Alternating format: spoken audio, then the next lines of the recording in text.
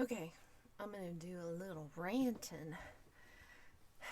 Haven't been on the YouTube channel very much yet since we started the new one, but I'm going to do a little bit of ranting.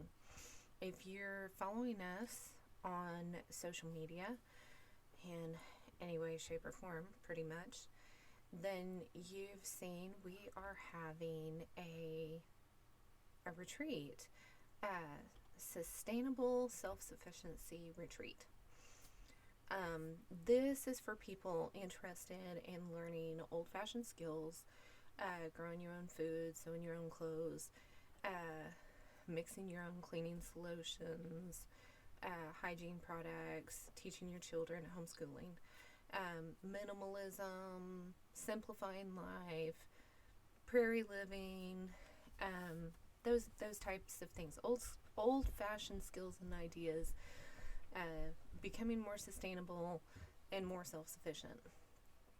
Okay, we're out here in the Oklahoma Panhandle area, and I'm a fifth-generation Oklahoma Panhandle pioneer, and our children are ages 15 to 30, and the older two have got their own babies now, and so they're raising the seventh generation now out here. And we've learned a lot. People out here in this area, it's still a long way to go.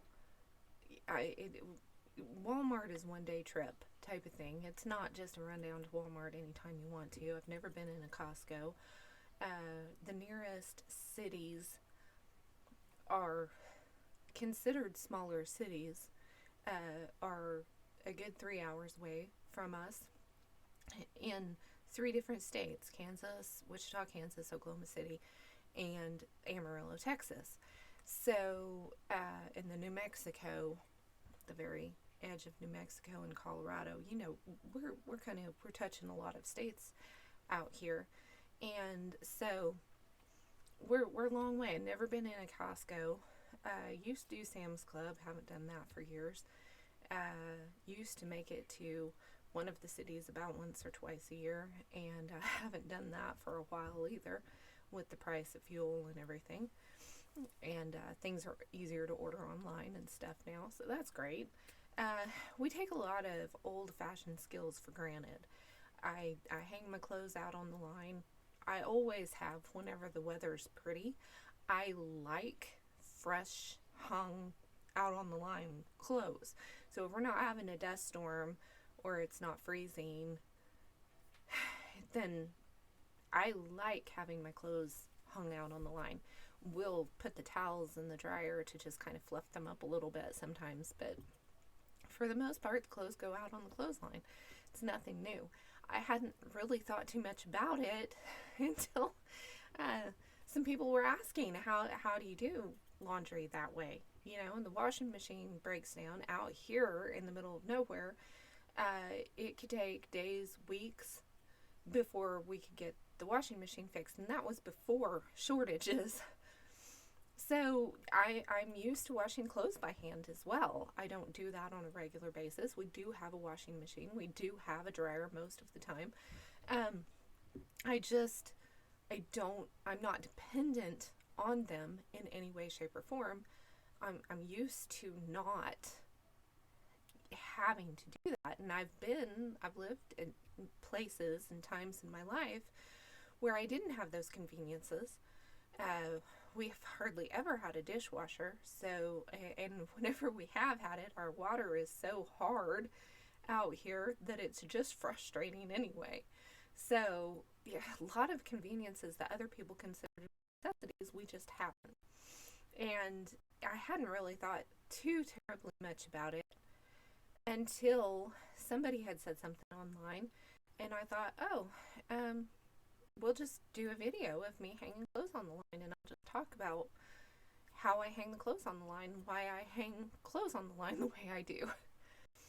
And I can't say that the video went viral, but for me, it was viral. I think we just posted it basically on Facebook. It might have been on Instagram, and And I had one person say that they had watched it about 20 times and wanted to move out to the prairie because of it.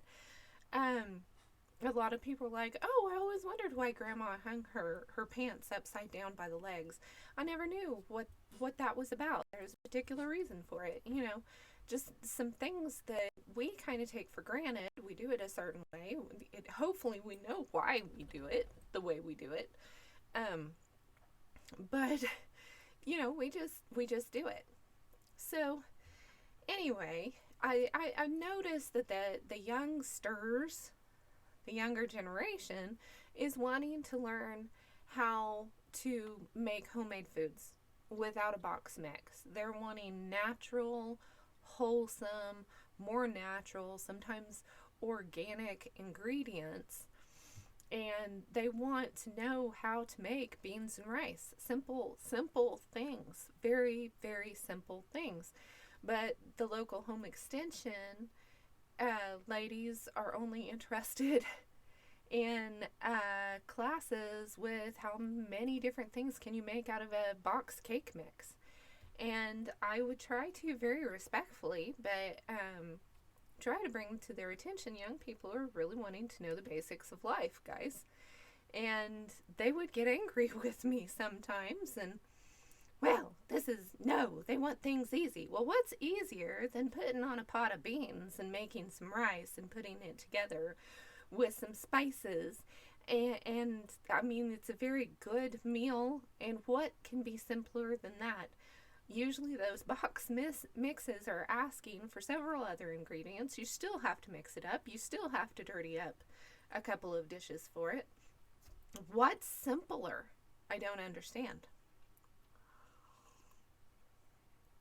So, uh, here I am, fast forward several years, and here I am trying to put together, we've had the last few years of craziness, and I've been a journalist for the last 3 years for a local community newspaper.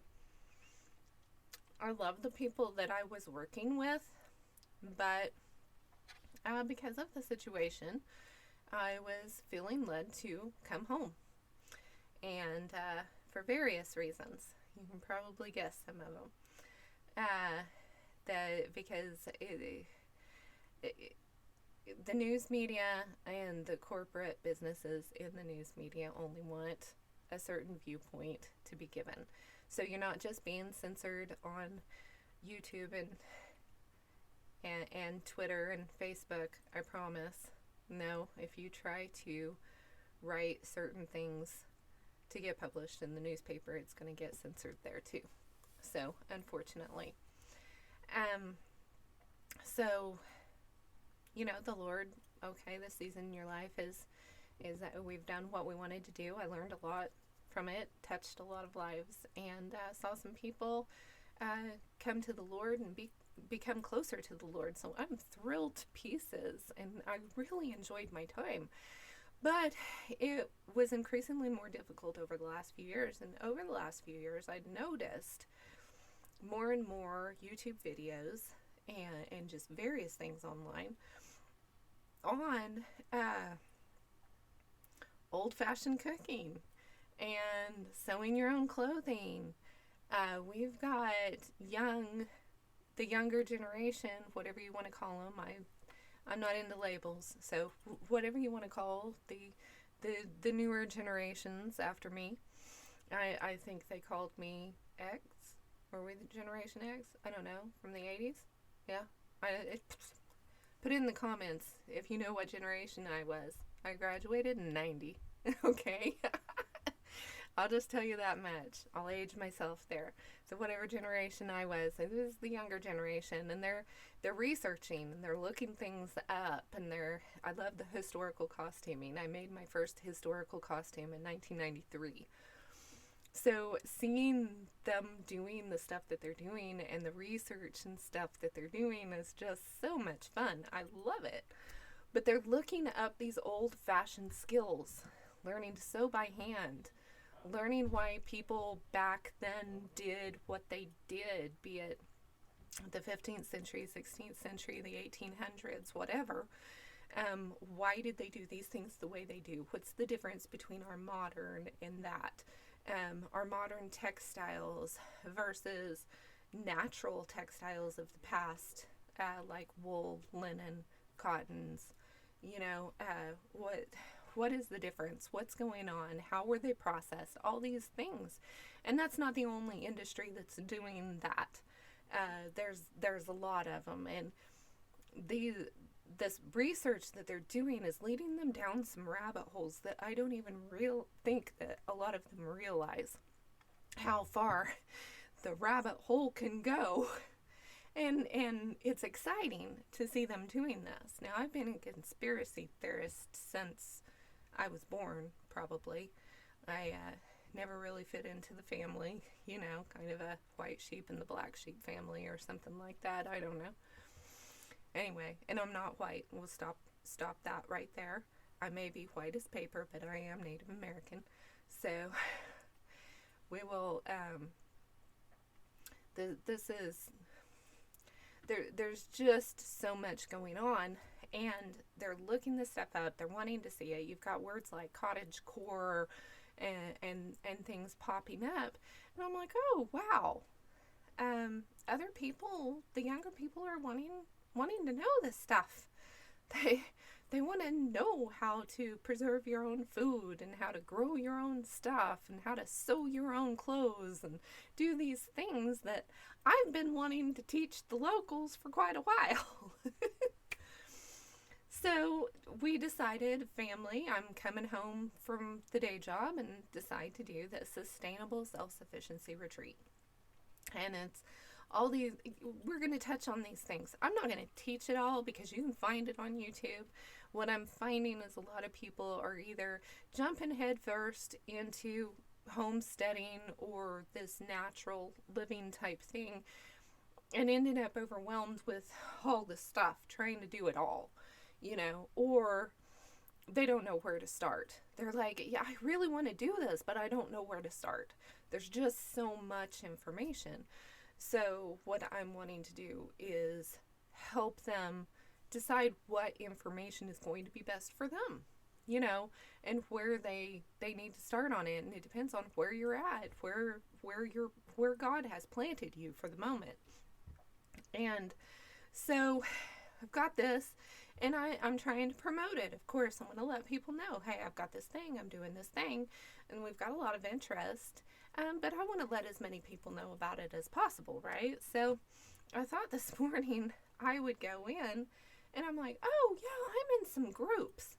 I'm in a couple of prepping groups, homesteading groups, and I did this, earlier in the week too. So I've got this post that I've just been sharing every once in a while, and it's kind of a, what are you most intimidated or overwhelmed by when you consider, and if you made it this far in the video, I want you to answer this question, okay? What are you most intimidated or overwhelmed by when you consider A, growing your own food, B, sewing your own clothes, did I say B? C, teaching your own children, D, other, and let me know what it is if it's the other. So A, growing your own food, B, sewing your own clothes, C, teaching your own children, and D, other. Okay? So the first time that I shared this, I had somebody on one social media platform say he wasn't intimidated by any of this or overwhelmed by it. He had a 10-acre garden, and anybody who's not strong shouldn't be doing this, and I'm setting people up for failure by having this class in the first place. First of all, I'm thinking 10-acre garden. Now, do you know what 10 acres is? I know exactly how big 10 acres is. I've known a lot of people out here who have had really big gardens. I've never known anyone who had a 10-acre garden. My grandfather used to plow garden spaces for my grandmother and my great-grandmother.